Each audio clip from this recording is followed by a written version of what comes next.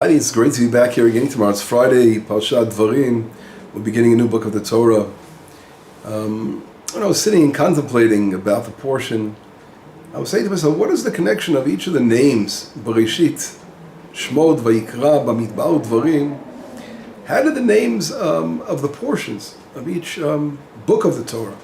They must be a connection between the names. And then I came across this very interesting discovery when I was studying the portion, where the Vilna Gaon, he brings down a beautiful teaching that the entire Torah is reflected within a candelabra, menorah, and which I really found as a fascinating discovery. And I don't have time to explain how I got to this. But I want to quickly give the words of the Vilna Gaon. His teaching is really beautiful, and then that gave me an insight into what I was thinking. I'll get to that in a moment. What does basically the Vilna Gaon say? If we look in the first the first verse, he's saying if you look at every opening verse in the Torah, there's a special connection, and he connects this with Psalms as a midrash that's brought down relating to Psalms 119. And he says like this: Rabbi Yitzchak patach, right? Rabbi Yitzchak opened up. It's an opening of the midrash. And it says in Psalms 119. Petach dvarecha ya'ir, the opening of your words will shine, will illuminate. And he brings down the midrash that the Vilna Gaon says that the midrash is teaching us, it's hinting to us that the opening of the Torah, in other words, in every verse of the 5 books of the Torah, they hint to the menorah. And he explains, the first verse has 7 letters, Bereshit bara Elokim et hashamayim et haaretz, so there are 7 words to the first verse. And that hints to the 7 branches of the menorah. The second verse says, "Ve'ele shmot b'nei Yisrael habaim Mitzrayima et Yaakov ish uveito ba'u." So the second verse that opens the book of Exodus has 11 words to it. How is 11 related to the menorah? We know that in the menorah there were different ornaments, right? So we said the 7 branches, and there were different types of ornaments in the menorah itself. And therefore, the 11 words connect us to what we call the kaftorim, right? We know that there were kaftorim, which were like the knobs, there were prachim, flowers, and there were gvi'im, like cups. So each of these things reflect a certain part of that. So the 11 refer to the kaftorim. And then if you look at the next verse of Leviticus, it opens up with 9, Vayikra el Moshe, Vayidaber Hashem ilav mo'el mo'ed lemor. And God spoke to Moshe Rabbeinu saying, that verse has 9 words, and the 9 refer to the 9 flowers of the candelabra, of the menorah. And if we look in the next verse, in Numbers it says, Vayidaber Hashem el Moshe, B'midbar Sinai, bo'el mo'ed, b'echad l'chodesh hasheni, b'shana hashenit, l'tzeitam me'eretz Mitzrayim lemor. There it's a larger verse, it has 17 words in it. So the Vilna Gaon says, well, that refers to really 18, because sometimes in Gematria we know that we use the kolel. The kolel means after you count each individual part, you add the whole verse itself as another number. And here we needed to do that for the menorah, because what is 18 regarding the menorah? And that refers to the height.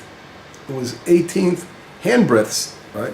Like a fist, 18 of them was tfachim in Hebrew, and that was the height of the menorah. And finally, if we look in the last verse of the Torah, our portion, Eila Divarim asher diber Moshe el kol Yisrael be'eva Yarden b'midbar b'arava mol Suf ben Paran ben Tofel ben Lavan ben Chatzerot v'di Zahav. There are 22 words in that verse, and those 22 words refer to something that was 22 in the menorah. What was that? And that refers to the 22 Gvi'im. As we all know, that was the last ornament of the Torah, and we together, with the 3 ornaments, and with the height of the menorah, and the branches of the menorah, so the Vilna Gaon shows how the entire Torah is sort of put together like one unit, like a shining candelabra, which is a fascinating teaching. And I was so happy to discover this, because I was thinking about, I told you, the names of each of the portion, how are they related? And I say, wow, look at this. The Vilna Gaon actually brings down how the first verse of each book of the Torah, not portion, each book of the Torah, how they're related. And saying this, this is, it was sort of a hint for me that I was in the right direction. Sometimes you have like this, a thought comes to mind. It comes from upper worlds. God is sending you some kind of message, and thinking what could be the connection of all the names. And here, I want to try to bring, give an insight into this, to what I was thinking of. And so let's begin. The word Bereshit. Well, before I explain this, I have to explain to give you a little background of something, a very important teaching. And this teaching I've mentioned before comes from Rav Ashlag.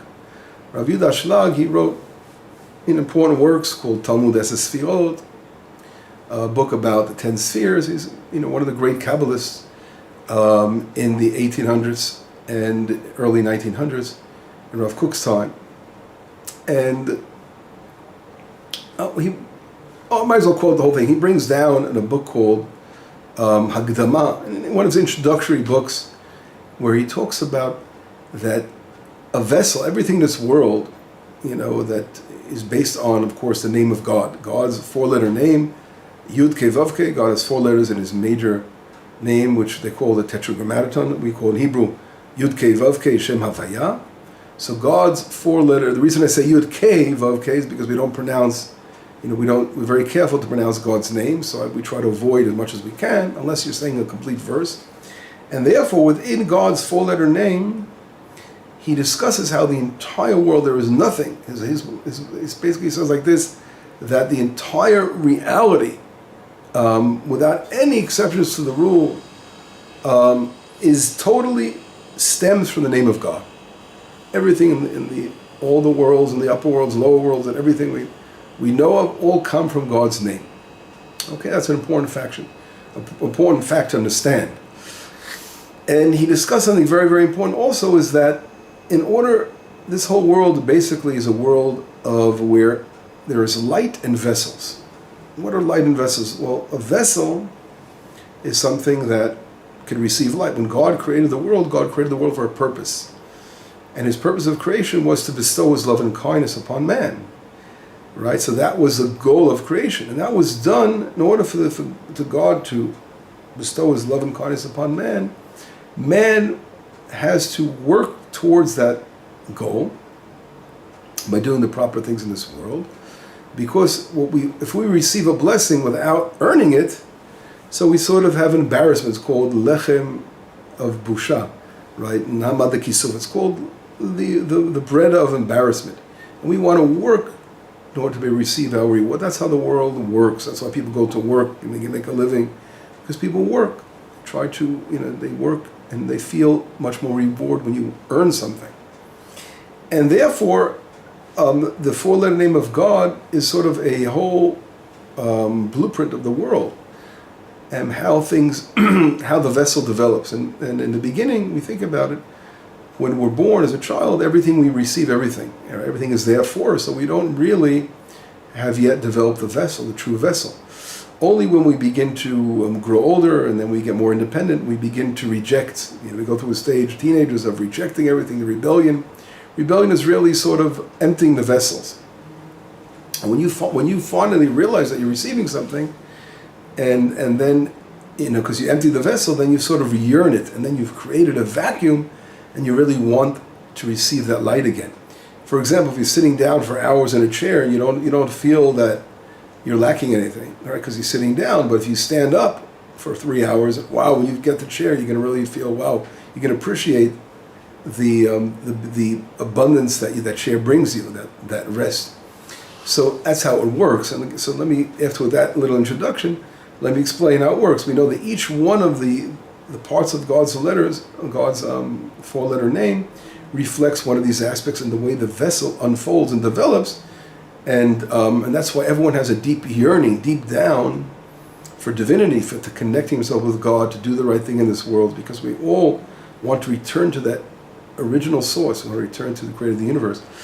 And if we give an example, we know that, I have to explain, in God's 4-letter name, there's also a 5th element. The 5th element refers to the kotzol shel yud. As we're looking in the yud, there's something that protrudes outward like a thorn. And that protrusion is called the kotzol shel yud. That reflects the keter, the highest sphere, where it's refers to the will of creation. God created the world to bring His love upon man. The first letter of God's name, the Yud, refers to Chokhmah, wisdom. The wisdom refers to the light of wisdom that God bestows. That originally, as I said before, the vessel was totally filled up to the top. Therefore, it wasn't discerned. The person didn't realize he was receiving, like a child being born. The same thing when God created the world, obviously, is that the light of creation was totally together with the vessel. So the vessel was not yet, differentiated. It didn't separate itself out from that position. And therefore, there was no feeling of lacking. That's reflected in the Chokhmah and the wisdom, that the light of God is so powerful, the light of wisdom, that it filled up the entire universe. There was no room for anything. So then came a stage where the third letter of God's name, Yud, was the wisdom, the second letter, Hey, we first spoke about the little thorn that sticks out. So that's the Keter. The wisdom is the first letter. And then the third letter is the Binah, which refers to the first Hey. Okay? The first Hey is, Binah means literally to understand. When there's an awakening within God's creation, that we felt, wait a second, we're receiving God's light over here, but we want to work towards, as I said before, we want to work towards receiving something. So we can't receive it without earning it, so we said, first let's push it all out, we have to empty it out, and then you start bringing it back in slowly, right, when you're ready for it, when you deserve it. So we call that like a tzimtzum, like a emptying out, where the light was totally emptied from the vessel. And that took place, I said, in from the wisdom to the Binah, the second letter of God's name. There was an understanding that there's something not right. We can't receive without earning it, so it decided to expel all the light. And then after that was done, that brought a different kind of light called the light of love and kindness, because realizing that we have to do something and we have to be involved. And that was the third letter of God's name, the Vav, which refers to the Tiferet, the six spheres of love and kindness, Chesed, Gvura, as you all know, Chagat Nehi, Tiferet, Netzach, Hod, Yisod. Those six spheres in the middle are the spheres of our activities where our input is in. That refers to the Zir Anpin, the Tiferet, and those spheres is where we are now receiving. We want to give back. We feel we want to be like the creator of the universe who's giving us, who gave us the blessing of life. We don't receive that without doing something, so we start to give back, our input. But at the end of the day, we realize that, wait a second, the whole reason of creation was God wanted to bestow His love and kindness upon us, so we can't be without the empty vessel. We have that yearning to receive that beautiful gift God wants to give us. So now we have to draw a little more. We want to draw that light within our vessel. Once we draw that in the vessel, we can't hold back. We want to receive all of that. So we have that awakening in the final letter of God's name, which is the Hey. That's called the Malchut. The Malchut is where the vessel now has a total desire, that total willpower to receive. And now we totally in 100% realization where we want to receive the light of Hashem. So the vessel's now been created. When a vessel is created, that is the end stage of the going through the cycle of the four letter of God's name. And this goes throughout, this thing that I just explained follows the entire Torah in every aspect. We're constantly making vessels and receiving light and trying to make vessels. Now the whole idea of our lives are to bring good things, positive light, make positive vessels. Because when, God forbid, a person makes a vessel for the evil in the world, so that's one thing that's a person could constantly do, and God created a world which allows them to do that, and they'll be filling their vessels up with the wrong things, and not the right things. But anyway, the reason I mentioned this whole thing was this teaching of Rav Ashlag will be able to now connect to what the question that I brought down. This came to mind, I sort of brought them together, was how do we look at the names of each of the portions of and each of the names of the books of the 5 books of the Torah in this respect. And it works out pretty well when I thought about it. Wow, this is a deep meaning. Could be great teaching. That's hinting here to a very important teaching. Is that the book of Bereshit, for example, that reminds of that thorn of the Yud, as I said, that little protrusion. Why? Because what does it say, Bereshit? What does Rashi bring down in the first word of the Torah? Bishvil Reshit, for Reshit, for Israel. Right? God created the world for the sake of Israel, to bring His Torah to the world. Israel has to be a light to the nations. So the whole purpose of creation, of Bereshit, that represents the first highest level of the Keter. That God created the world to show us, to bring His love and kindness down upon man. The next book of the Torah, Shemot, what does that mean? It means, Shemot means names. A person receives a name by his parents, correct? When the first thing we get as a child, we're 8 days old, or a girl, the first day we read from the Torah, right away we get a name. So the name is something that we didn't earn yet, we're given that name, correct? So that sort of reflects the wisdom, the light of wisdom that God gives us, His beautiful blessing of life. That name is, within the energy of our names, tremendous energy. That's a blessing that God gave us of life. But eventually we realize, wait a second, we have to, we can't receive, just have a name without earning our name. So that's the next stage, which is the book of Leviticus, right? Vayikra, book of Vayikra, where Vayikra means to call out. Calling out means that you're being called by a name, you're being invited, right? It means to call. Moshe Rabbeinu was called into the tabernacle.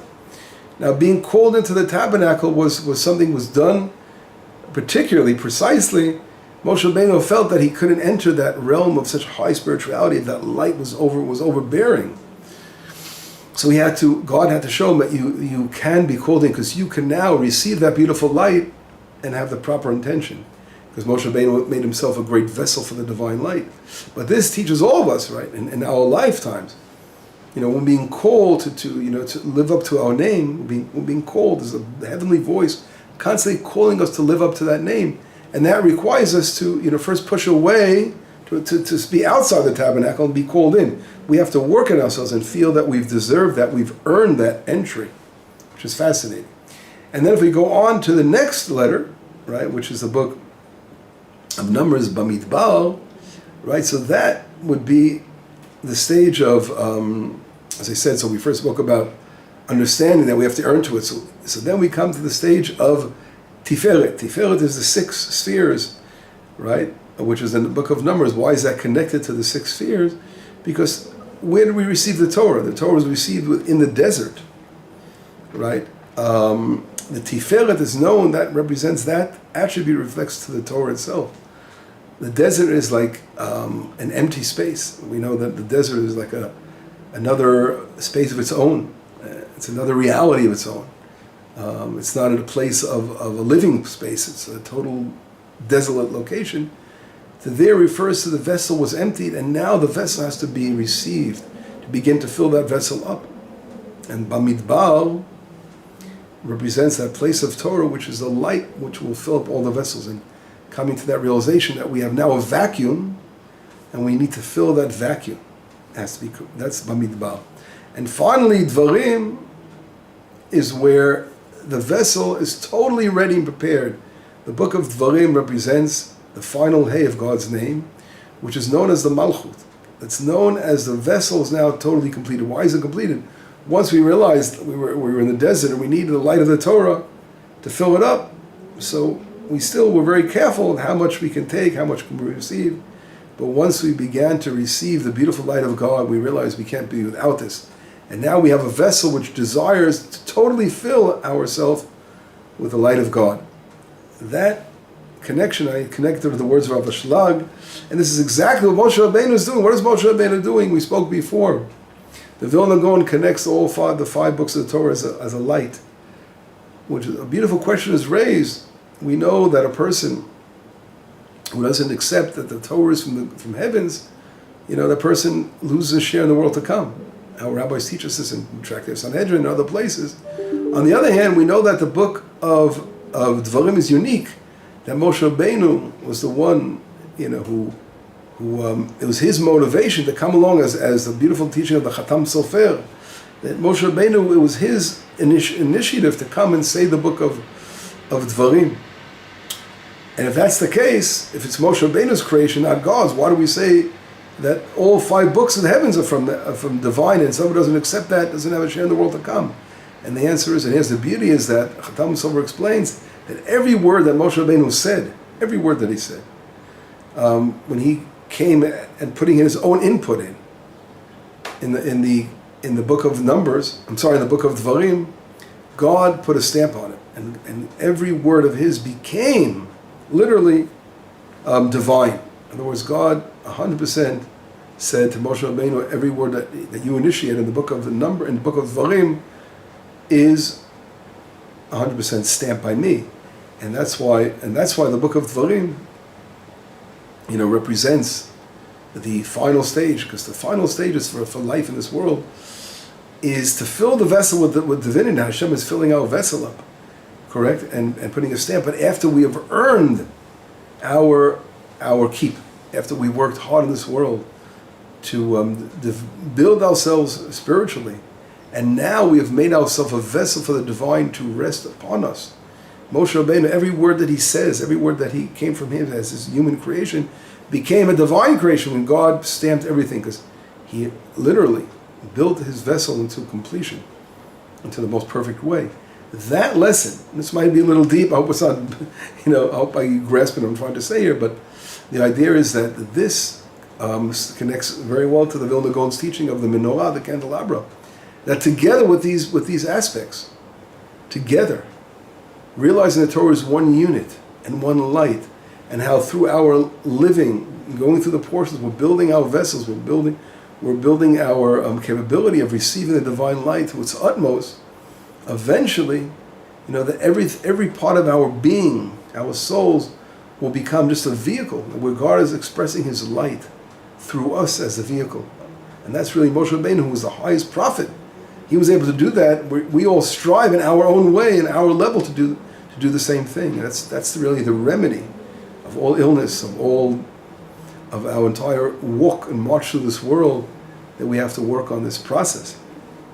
As the people of Israel, it's not only an individual gain, like each person in this world having to do that, but of course it's a national thing, because the people of Israel is a national existence. It's a soul that works together. So we have, as a soul nation of Israel, we have to make ourselves this vessel to be able to receive the beautiful light that God wants to bestow upon us. And when we are ready, when our vessel is totally ready, then naturally we will be able to build our third temple. Because everything, of course, is reflected through the light of the temple, as we spoke about. The Vilna Gaon's beautiful words of how each opening of every book of the Torah is part of the menorah in the temple. The temple was a light that shined to the entire world. It didn't need to receive the outer lights, but from the inner lights of the temple, the divine lights which shine to the entire world. That is the process that we have to be working on. We look at the Torah, and look how, as we begin the last book of the Torah, and as we are coming close to the day where two of our temples were destroyed, this will be the rectification, realizing the light of Hashem will shine when we rectify this, and we'll rebuild our third temple. And all the enemies of Israel will fall apart. They will not be able to achieve their goals. The opposite. The more light we bring down and we rectify our vessels, the enemy will disappear. And we will rise to the great heights that Hashem wants of us, to be a light to the nations, to fill our vessels with the divinity, and they will shine and illuminate the entire world. Shabbat Shalom, B'Sarot Tovot, Yeshuot, V'Nechemot.